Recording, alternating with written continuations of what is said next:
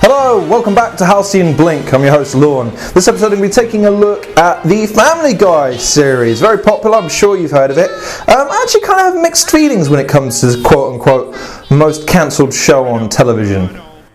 On the one hand, I love some of the characters in the show. Some ones that I really shouldn't, such as Herbert the Pervert and Quagmire. And I love some of the running gags. I love some of the situational comedy scenes. The Star Wars parodies. The three that they did, the almost full length, I don't want to call them full length features because they're kind of like 45-minute cartoons. But anyway, they're epic. They're so well produced, so lovingly crafted and made, so well animated, yet keeping with the Family Guy mythos, and just so funny from a fan's perspective. Hey, Peter. I've just been, checking out some of that internet porn. You okay? Yeah, I'm good. I'm just gonna go and check my mail over there. And yet, on the other hand, I do take an issue with the fact that the show seems to have been, I don't know, it's suffered from its own success in the sense that its shock factor has worn off to an extent. So much so that I think a lot of the time Family Guy has to resort to almost trying to be deliberately offensive. So any clever writing or any clever situation or clever joke that's in 1 second is negated by lazy or stereotypical writing the next. Did you have sex with this underage girl? I don't want to go to jail, but I really want to take credit.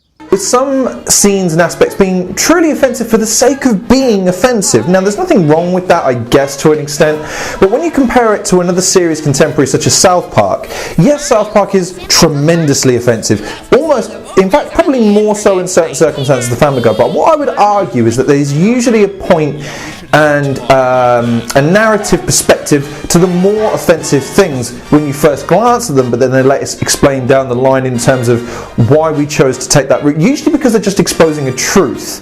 With Family Guy, they seem to just do it because they know it's offensive, but without having a grander point to it.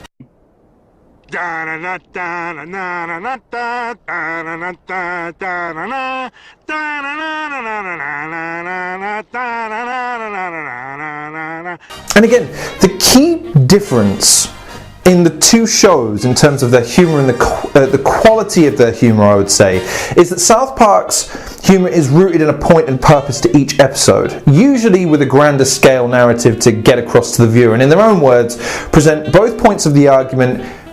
Here's what these people think, here's what these people think, what do you think? With occasions where they just cut right to the nub of the issue and say, this is dumb, why are we even arguing about this? Why is this point even being debated? This is how stupid it is, let's all move on with our lives. It's fantastic. Very seldom does Family Guy actually have that kind of broader message. The only time I can think that they really had that broad message was the weed episode, I think. And in that episode there really wasn't all that point, it's just saying, yeah, let's legalise weed. Okay, great. That really compels me one way or the other. And again, I realise that in effect they're not direct rivals. Family Guy's audience is targeted, albeit to a less extent these days, to a different audience to South Park's. But the fact that they're both capable of being immensely clever, entertaining, funny, with genuinely heartfelt moments in animation that you don't see as much as you used to these days, with The Simpsons taking a decline and other animations kind of making way for other genres of television. It's important to make the distinction between what is good humour and what is bad humour, and I just feel that Family Guy sometimes drops the ball just for the sake of shock factor, because yes, I get that it's very funny sometimes, but I do have to check myself, because yes, the initial gag reflex is to laugh at some things, but I think you do sometimes need to take into consideration other people's feelings and what they would feel about something, because yes, it's fine to make fun of everything, okay, but I'm a firm believer that freedom of speech is a blanket term. Either everything's okay or it isn't.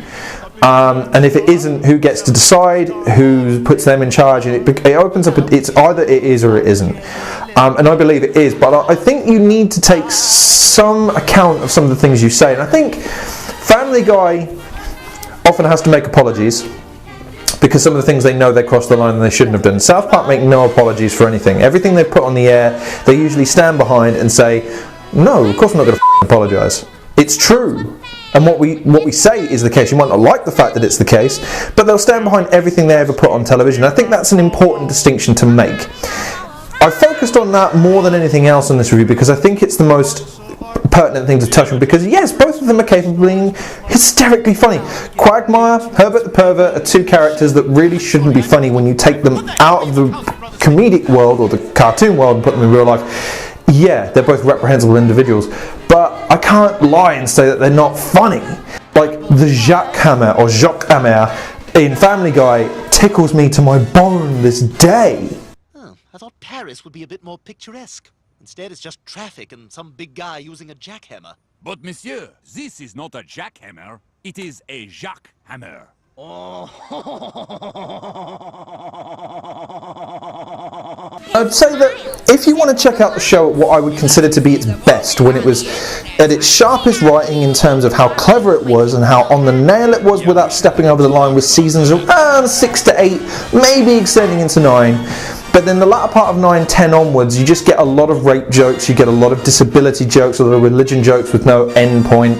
They will start to hit more and more close to home until eventually, and I guarantee this will happen, it will hit on something that you're particularly passionate about and you won't find it so funny. And if you if you take that into context with South Park, where they make fun of things, there's usually a nub and a purpose to it, and usually there's a flip side where they'll mock everything rather than something specifically. Again, another recommendation for episodes to watch, perhaps the Blue Harvest, the Star Wars episode, is very, very good. The detective episode of season, I believe it's season 10, is excellent. It's a magnificently scored and excellent animation.